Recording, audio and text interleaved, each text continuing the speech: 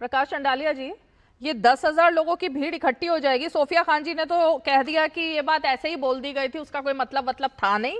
ममता बनर्जी ऐसी बोलती रहती हैं, ये सब बातें उनका कोई मतलब नहीं होता। 10,000 लोग एक मेरे कहने पर इकट्ठे हो जाएंगे, क्या मतलब था इस बात का?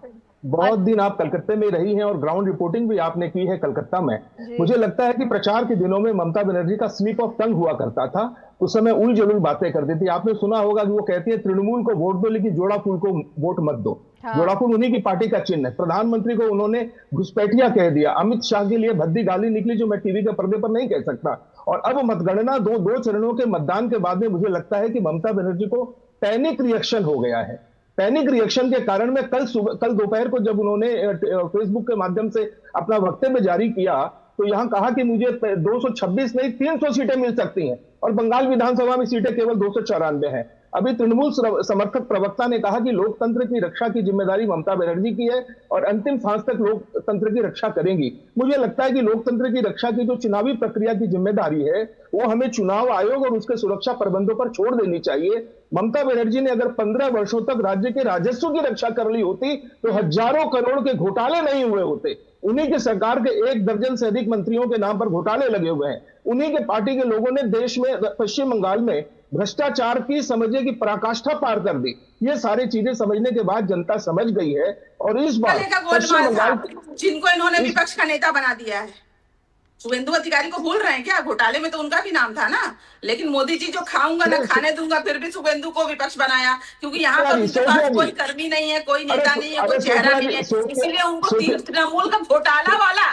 तृणमूल का घोटाला वाला शुभेंदु को उनको अपना विपक्ष का नेता बनाया पड़ा। उसको मत भूलिए आप।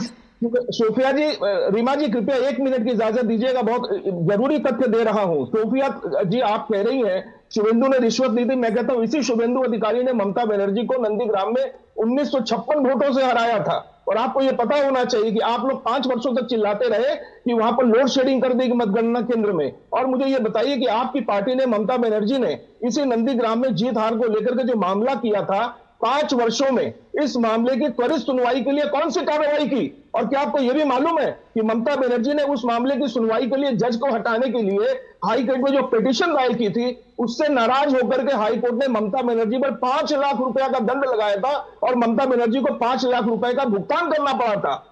1956 वोट से हार चुकी ममता बनर्जी किस प्रकार की बातें कर रही है नैतिकता की? आप क्यों नहीं सत्ता का प्रतीक का नारा लगाते हैं? आप एक सीट की बात मत कीजिए। पिछली बार जो ममता बनर्जी ने जो सीटें जीती थी ना, अगर एक सीट हारी वो तो आपने गिनवा दिया, लेकिन बाकी सीटें जो जीती ना वो ममता बनर्जी के चेहरे पर ही वोटिंग हुई थी।